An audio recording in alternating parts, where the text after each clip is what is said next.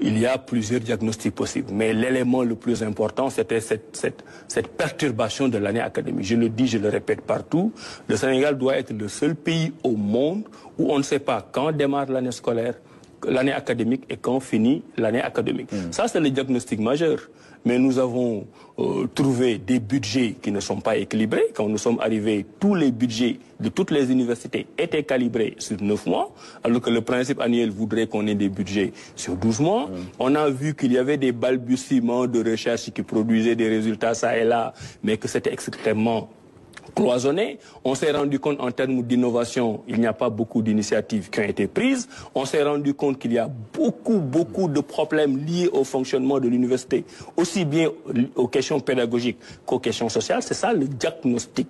Et quand nous avons fait ce diagnostic, nous nous sommes rendus compte que notre LEC, c'est une année scolaire qui n'est pas stabilisée, qui nous coûte 40 milliards. Si le temps l'avait permis, je serais entré dans les détails. Mais chaque année, depuis 10 ans, le Sénégal perd 40 milliards par année juste parce que nous n'avons pas une année académique normale.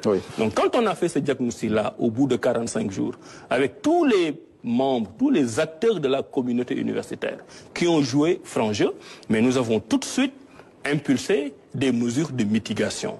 Et la première mesure de mitigation, premier élément de bilan, c'était de se dire, mais pourquoi dans ce pays, les élèves ont le bac en juillet et qu'ils sont orientés 6 mois, voire une année plus tard. Nous nous sommes engagés à cette question. Nous avons fait les efforts nécessaires. Et pour la première fois depuis 10 ans, les étudiants ont été orientés 2 mois après l'obtention de leur bac. Et mieux, cette année, nous sommes en train de travailler sur d'optimiser encore cette performance. Et je peux vous dire que cette année, nous allons démarrer le processus d'orientation des élèves avant même le bac. Le système est en train d'être mis en place. Cela nous permettra, dès après le bac, peut-être 1 semaine ou 2 semaines d'orienter. Ça, c'est la base de l'année académique. J'ai le bac en juillet, je suis orienté en juillet ou au mois d'août, et octobre, je dois redémarrer.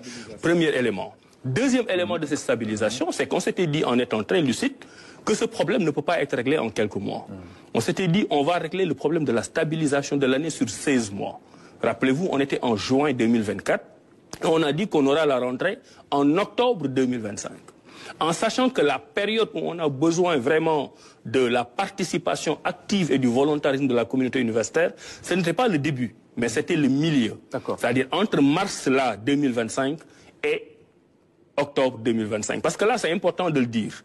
Quand nous avons compris que des chantiers ne sont pas terminés, qu'il n'y a pas d'enseignants recrutés, nous nous sommes rendus compte que nous ne pouvons pas venir imposer à la communauté universitaire démarrer l'année en octobre 2024. Et nous leur avons dit qu'exceptionnellement, cette rentrée 2024-2025 va s'étaler d'octobre à mars. On y est.